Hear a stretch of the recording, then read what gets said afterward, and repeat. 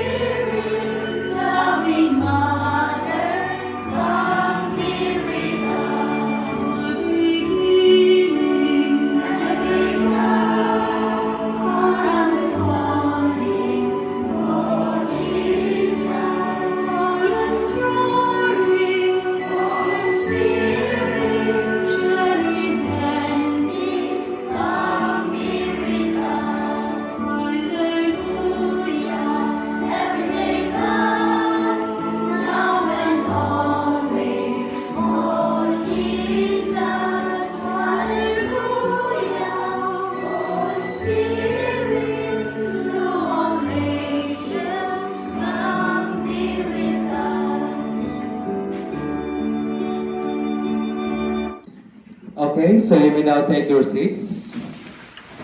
Again, good morning to all of you, and of course our visitors, and we have also our stakeholders. Thank you for coming. So this time, our debate starts. Please be reminded of the following house rules. First, the debate shall be composed of two teams, the proponents or the affirmative side, and the opponents or the negative side. The proponent shall deliver first the constructive speech, and this will be answered by a rebuttal speech by the negative side. This will be also followed by the second speaker of the affirmative side, and again this will be answered by the second speaker from the negative side, and same true with the third speaker. Each speaker shall be given 2 to 3 minutes to develop his or her speech and should behave and use positive language in presenting their arguments. The audience is also reminded to refrain from making any noise when the speaker delivers on his or her speech, and please don't shout. You are asked to participate on the discussion afterwards. In addition, you are also expected to submit your reflection paper about the proposition discussed. So after this, there shall be winners as best speaker and best team, who shall receive certificates and medals. And don't worry, to those who did not win, the non-winning team shall also receive certificate of participation. Of course, this debate will not be successful without the presence of our board of judges who share their time and expertise with us today. So let's start with our first judge is a seasoned teacher who has served for 34 years in DepEd. She finished her Bachelor of Elementary Education at Notre Dame of Messiah College in 1982. Now, a teacher 2 at Calawag Elementary School, teaching grade 1 pupils. Ladies and gentlemen, please welcome Mrs. Ninita M. Calungsod. Our second judge is one of the most active parents in our school. She has 4 kids presently enrolled at Calawag Elementary School.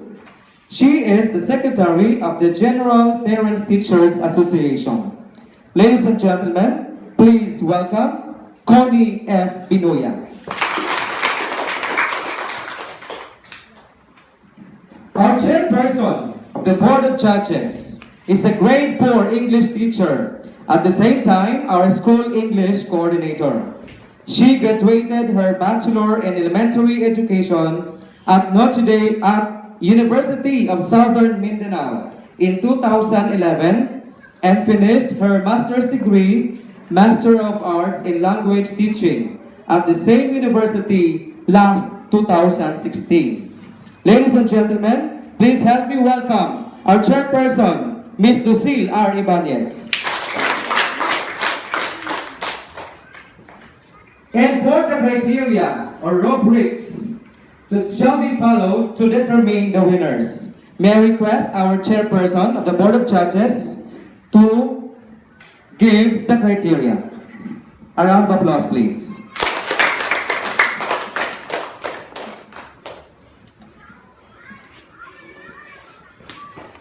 So a pleasant morning to each and everyone. My task this morning is to present to you or to read to you the rubrics for our debate. So as you can see, it is already flashed on the screen, but let me read it to you. So the criteria for judging are as follows: understanding of topic, presentation style, information, use of facts or statistics, respect for other team, and rebuttal. For the understanding of topic, 4 points will be given if you clearly understood the topic in depth and presented your information forcefully and convincingly. 3 points if you clearly understood the topic in depth and presented your information with ease. 2 points if you seem understand the main points of the topic and presented those with ease. And 1 point if you did not show an adequate understanding of the topic. For the presentation style, You will get 4 points if you consistently use gestures, eye contact, tone of voice, and a level of enthusiasm in a way that kept the attention of the audience. 3 points if you usually use gestures, eye contact, tone of voice, and a level of enthusiasm in a way that kept the attention of the audience. 2 points if you sometimes use gestures, eye contact, tone of voice, and a level of enthusiasm in a way that kept the attention of the audience. And 1 point if you had a presentation style that did not keep the attention of the audience. For the information, 4 points will be given if all information presented in the debate was accurate, valid, adequate, and relevant. 3 points if most information presented was accurate, valid, and relevant. And 2 points if most information presented was accurate, valid, adequate, but was not relevant. And 1 point if information had several inaccurate or usually was not clear. For the use of facts or statistics, you will get 4 points if major points was well supported with several relevant facts, statistics, and or examples. 3 points if major points was adequately supported with relevant facts, statistics, and or example. So 2 points if every major points was supported with facts, statistics, and for example, but the relevance of some was questionable. And 1 point if every point was not supported. So for the respect for other team, 4 points if all the statements, body language, and responses were respectful and were in appropriate language. 3 points if the statements and responses were respectful and used appropriate language, but once or twice body language was not. 2 points if most statements and responses were respectful and in appropriate language, but there was one sarcastic remark. And 1 point if the statements, responses, and or body language were consistently not respectful. For the rebuttal, 4 points will be given if all counter-arguments were accurate, relevant, and strong. 3 points if most counter-arguments were accurate, relevant, and strong. 2 points if most counter-arguments were accurate and relevant, but several were weak. And 1 point if counter-arguments were not accurate or relevant. Okay, so that would be all. So good luck everyone, especially to our debaters.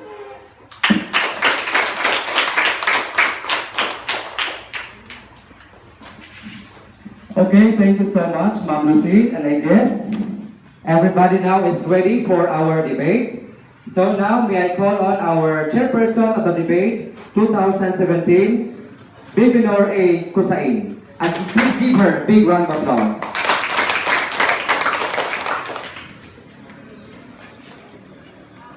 Good morning, ladies and gentlemen. Today, you will witness a classroom debate on the proposition, be it resolved, that the use of cell phones will be allowed in the classroom. Let me introduce to you our debaters from the affirmative side, Tyrell Fib Gabriel, Ria Joy Sikyambao, and Regine M. Agaw. From the negative side, please stand for recognition. MJ D. Baricuatro, Edeline C. Agulo, and Daruda B. Musa. Our official timer is Jaher M. Agaw. Ladies and gentlemen, we shall now listen to a constructive speech from the affirmative side, Tyrell Fib Gabriel, to be answered by MG Baricuatro from negative side. My pleasant morning greetings to everyone, especially to our dearest opponents. I stand before you to convey a proposition in allowing the use of cell phones in the classroom. As a 21st century learner, gadgets like cell phones play a vital role in 21st century education. Let me share with you how cell phones are being useful in the classroom. Primarily, cell phones can serve as a tool for quick reference in the classroom when it comes to double-checking spellings, word definitions, or even to look up alternative word choices. Apps like Merriam-Webster Dictionary and Webster Thesaurus are quick and easy to use resources. Additionally, being able to look up news articles online via cell phone is a good way for students to be able to consult and contribute to meaningful classroom discussion. Lastly, cell phones can help students stay organized on top of tasks, homework, projects, and deadlines. In terms of keeping notes organized, Evernote is convenient app that students can use, transcribe, and access their notes across devices. In general, there is no denying that each year mobile devices are becoming more and more integrated into every facet of our daily lives. Therefore, the use of cell phones as a powerful participation tool will be allowed in the classroom.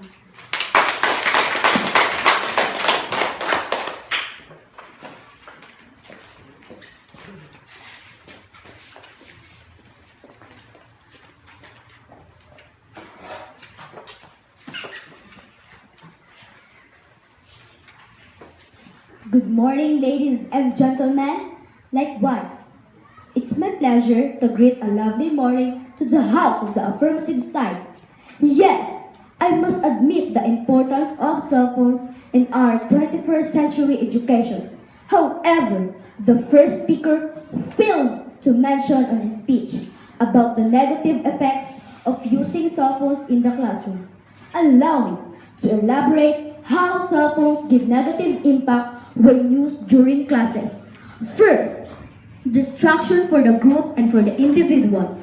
A ringing phone or beeping text or buzzing reminder are all distracting sounds that disrupt the classroom. It's bound to happen. People forget to silence their phones and then everyone is distracted. So, let's say for instance that the cell phone is in silent mode or set to vibrate only. The rest of the class may not be bothered by the phone, but the person holding the phone will be. Learning can only be hampered by allowing this type of distraction. Second, reduction in learning. Even if cell phone use could be limited in a school, say during lunch or study hall time, there is still an environment of expectation that someone will call or text. Students are focusing on their cell phones and messages during times when prior to cell phones. Third, cheating. Cell phones offer a completely new way for students to cheat on tests and assignments. The students can text answer to each other while sitting in the same classroom. A student in a morning can take a picture of the test questions with their phone and text it to a friend who has a class in the afternoon, allowing for more opportunities to cheat. Therefore, a better policy is to just not allow cell phones in schools.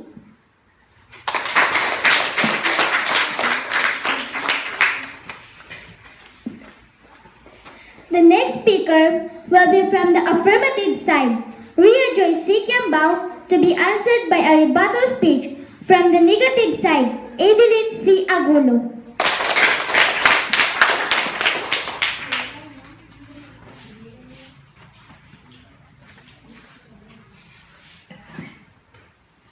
Good morning, Ms. Chairperson. Good morning, ladies and gentlemen. I totally disagree with what my opponent had said a while ago. She did not consider the benefits of having cell phones that can boost participation, a great equipment in order to improve knowledge, doubts cleared as soon as you got one, and very useful in emergency situations. Could you realize how your parents or grandparents studied?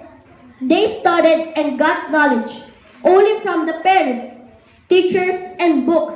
Imagine how things change now.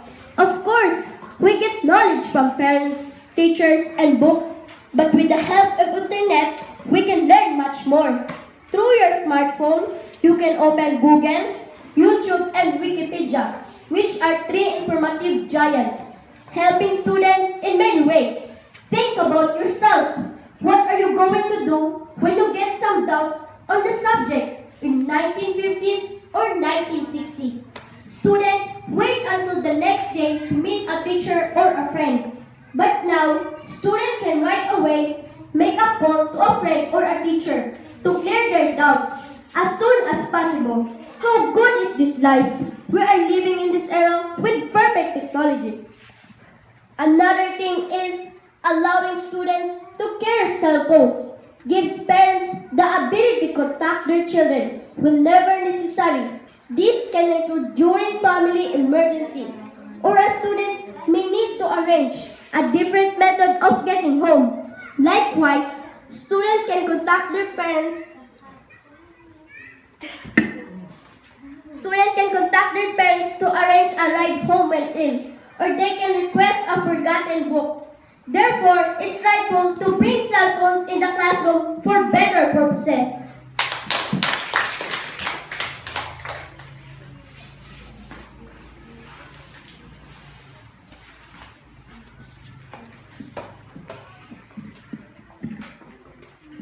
Ladies and gentlemen, good morning.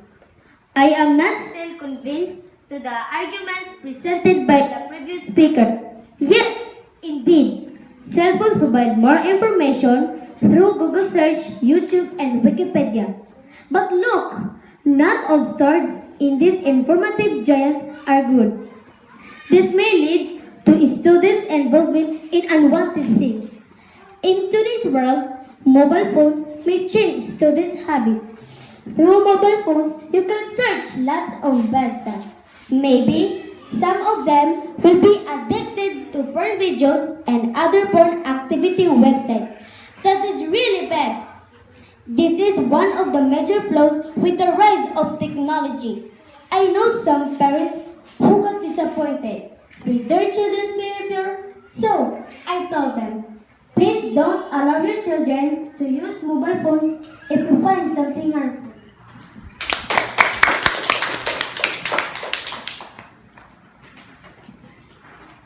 At this time, we will now listen to a constructive speech by Regine F. Adolf, the third speaker, and will be answered through a rebuttal speech by Nurhuda Musa, third speaker from the negative side.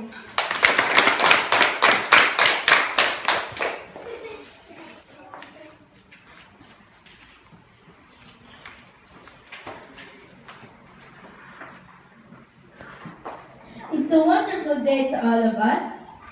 I wonder why the opponents are not satisfied to the facts presented by my colleagues, or I guess our opponents lived long time ago who do not adopt the technology that technology has brought to us. There are always bad influences outside. Using cell phone is not an exemption to it, but using technology responsibly should be the answer to keep the students restore bad influences. Parents should monitor their children's activity at home, while teachers should monitor closely and assist the students in using the gadgets. There should always be rules and guidelines on how and when to use cell phone in the classroom. In this 21st century, learners do not only depend to the ideas from the teachers and books, but rather searching more knowledge and concepts and a wide horizon of the new perspectives. So, why do we ban the use of cell phone in the classroom? Where in fact, it gives instant answers, provides access to information, access to video, wide range of music available, and promotes learning through social media. Therefore, the use of cell phones should be allowed in the classroom.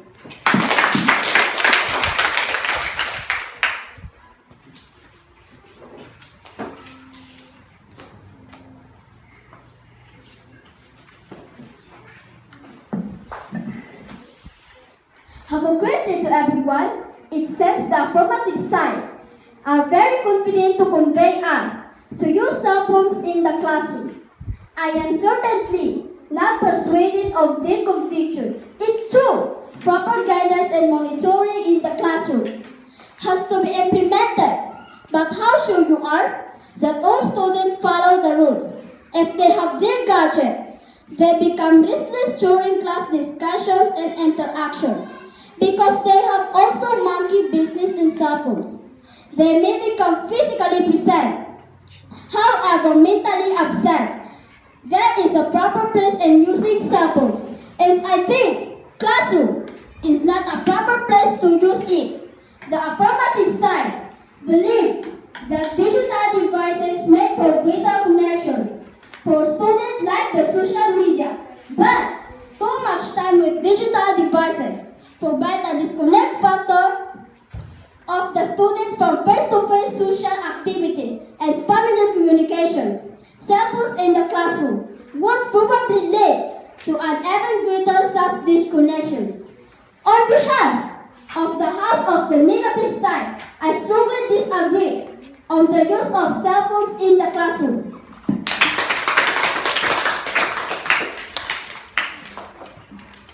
Thank you very much, debaters. My dear friends, the different arguments are laid to you from the house of the affirmative side and the negative side. Ladies and gentlemen, the choice is yours. If you allow cell phones in the classroom, then you should be responsible of the consequences or not allowing cell phones in the classroom. So they will focus on their classes. It's up to you how you understand and perceive the ideas in deciding on the proposition resolved that the use of cell phones will be allowed in the classroom. Again, thank you for participating and God bless.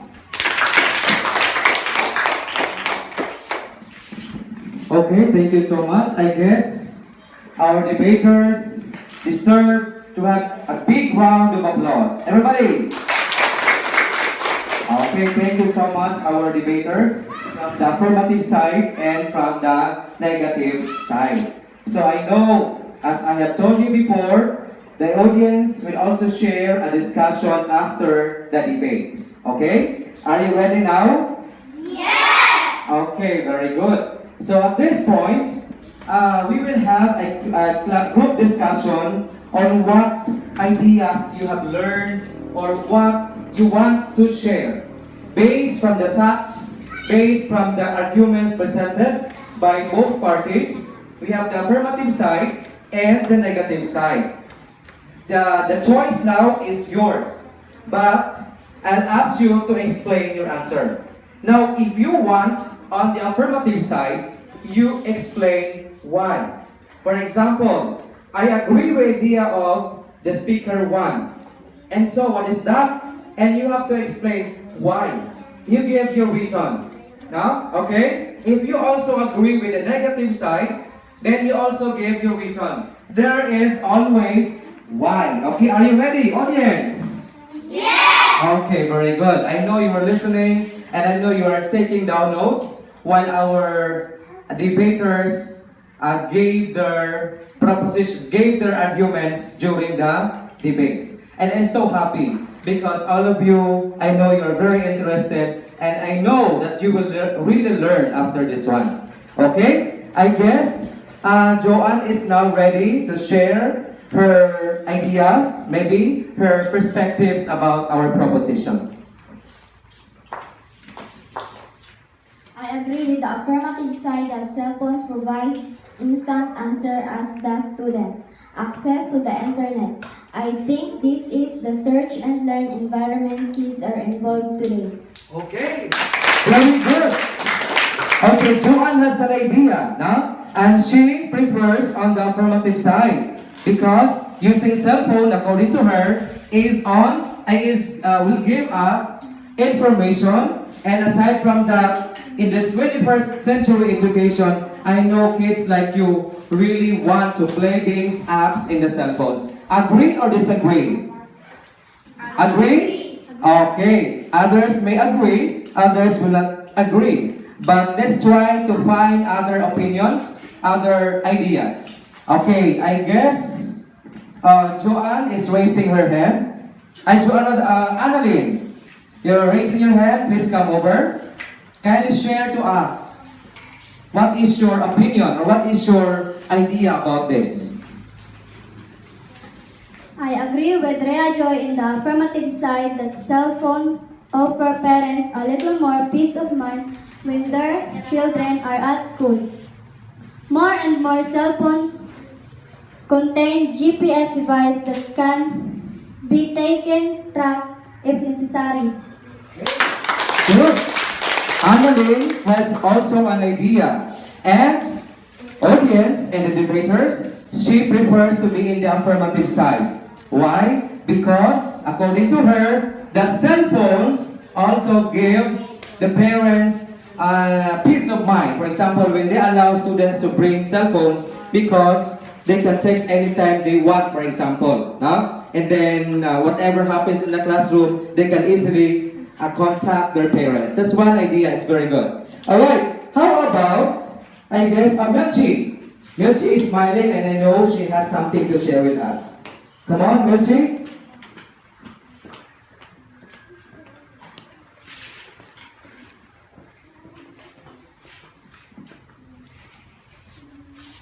I am in a favor of the affirmative side because if you have a cell phone in the classroom, you don't need a calculator. You can also take a snapshot or just download lecture slides.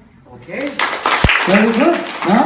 That's also an excellent idea because according to her, if she has a cell phone, then she doesn't need any more calculator because your cell phones already have calculator and other apps or maybe other learning references that you want to see or to view. All right, thank you, Melchi, for sharing with us your ideas.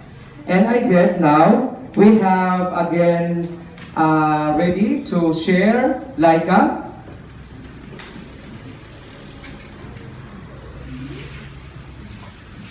I disagree on the use of cell phone in the classroom because it can distract students' concentration on their studies. Okay, let's give her an applause.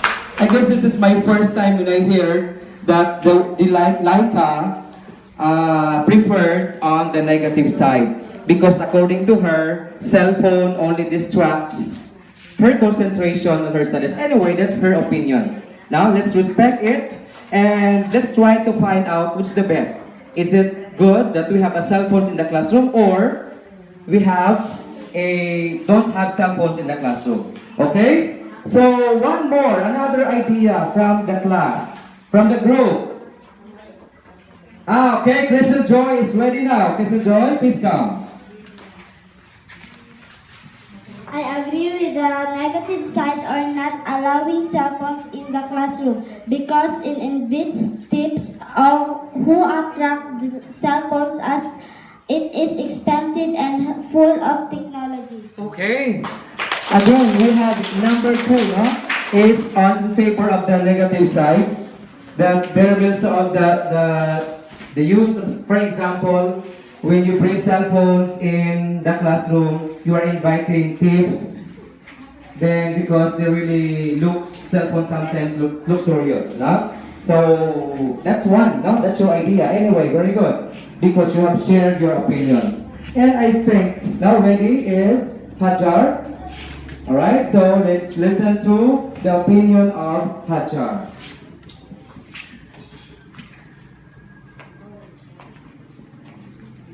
I agree with the affirmative side because using cell phone in the classroom will help students to research important things related to their lessons. Okay. So, Hajar prefers or she likes the affirmative side because according to her, when you have your cell phones in the classroom, you can research anything you want. According to some, that if you have the cell phone with you and with the apps, you have already a library in your pocket. You don't need to go to the library because everything is already in your cell phones. Agree or disagree? Okay, others may agree, but others don't agree. Okay, whatever opinions that we have, since we have also limited time, I cannot entertain you one by one to share your ideas and opinions. But later, I will collect your reflection papers. And from there on, I know where are your, what do you want to have? Is it good that you have a cell phone in the classroom? Or just leave it home and do not bring cell phones in the classroom? Well, anyway, there are many things happen around us. As the 21st century education, there may be changes. There are many things, especially in technology. According to the affirmative side, this is something that the technology offers. There's everything, everything that we can learn in instant, unlike before. But however, in real classroom scenario, there are still teachers who don't like to have cell phones in the classroom. Maybe that will be answered from the negative side because it may be distract classes or whatever reasons would be. But anyway, since we are in the 21st century education, there might still be others, no? Others might have some ideas on how or when to use cell phones in your classroom. But maybe there are some schools that have seen great improvements by allowing the use of digital devices in the classroom. What is clear is that such is permitted use, or there should be guidelines and rules in place. Students should be taught online safety, the use of judgment in determining good quality sources of information, and restraint from personal use in the classroom. Okay? So, both parties have given their researches, have shared their opinions, and it's up to you. It's up to you, one by one, how you integrate this technology in our classroom. Okay? So I know maybe some of you doesn't like to have cell phone in the classroom, but most of you would want to have cell phones in the classroom for research purposes and other best resources of information. Okay? That's the end for our classroom debate 2017. And I know, and I'm so very happy because all of you participated and shared your opinions. Okay? But before we go out in this classroom, do you have or are you willing to know who are the winners for our debaters today? Yes! Yes? Are you sure? Yes! Okay, so without much ado, may I call on our chairman of the board of judges to announce the winners. And anyway, even if you did not win, but I guess all of you are already winners. Okay? So, may I call on Ma'am Lucille Ibanez.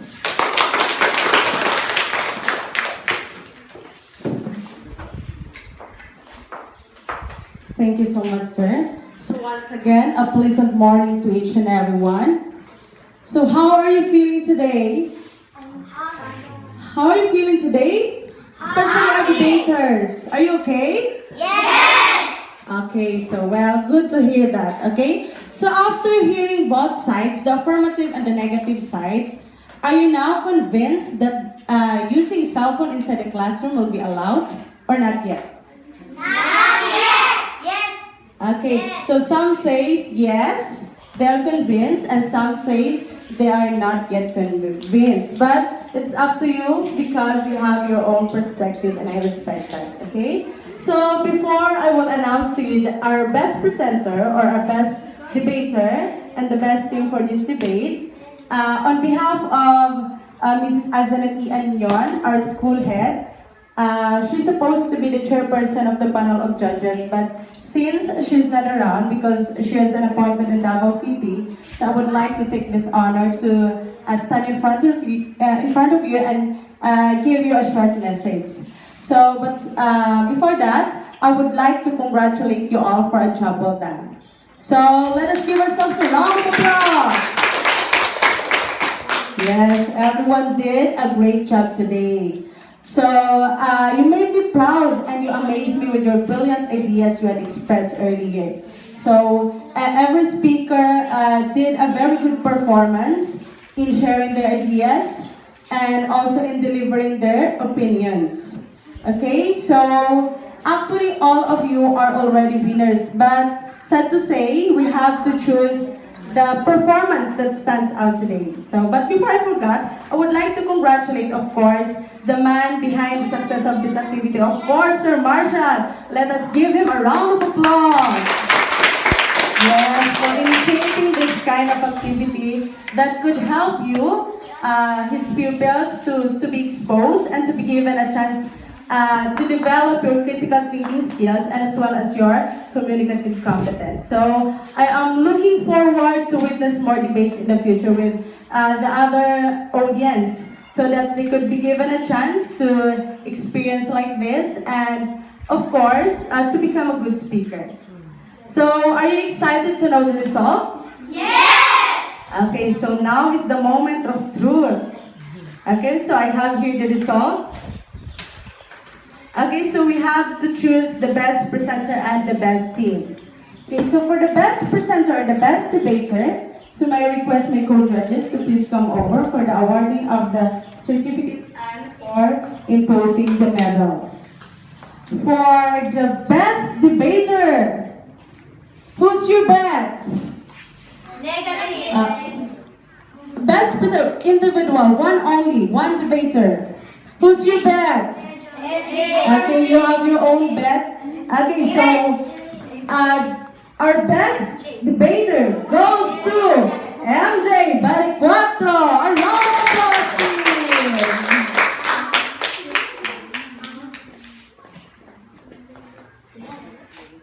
Okay, congratulations, MJ.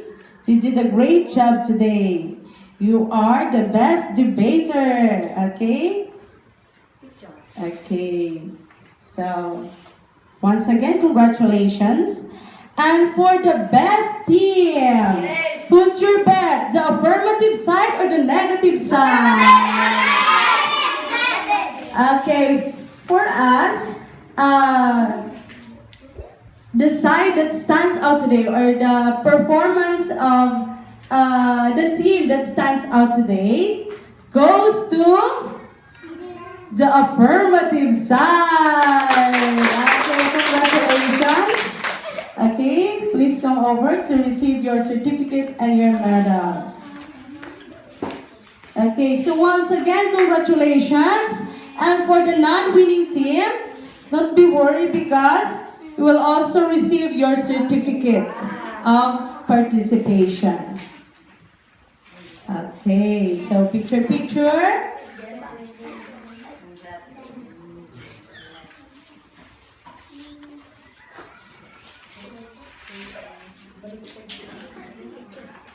Okay, so that would be all as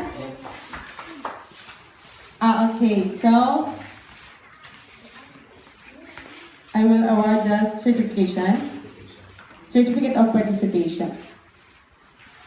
Okay, sorry for that. Okay, so we will award also the certificate of participation to the non-winning team, which is the negative side. Okay, please come over.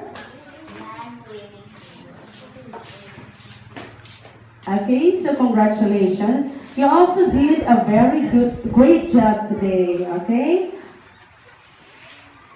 Okay, so congratulations. Okay, a round of applause, please. Okay, so thank you so much. And are you happy with the result?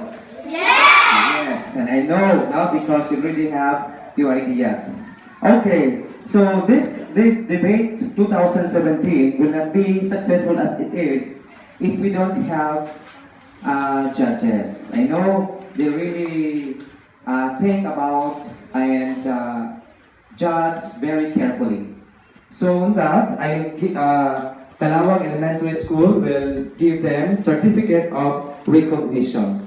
So certificate of recognition for being the judge of our classroom debate with the proposition be it resolved that the use of cell phones will be allowed in the classroom. So may I call on, this certificate is awarded to Mrs. Ninita M. Calungsod and Mrs. Connie Binuya and Miss Lucille Ibanez.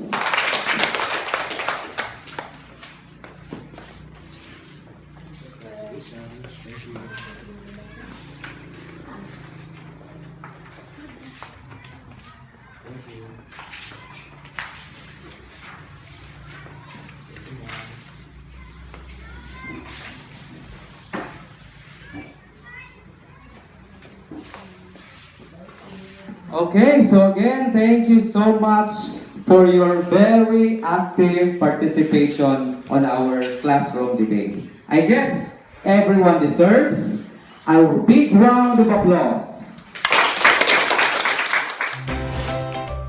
Thanks for watching.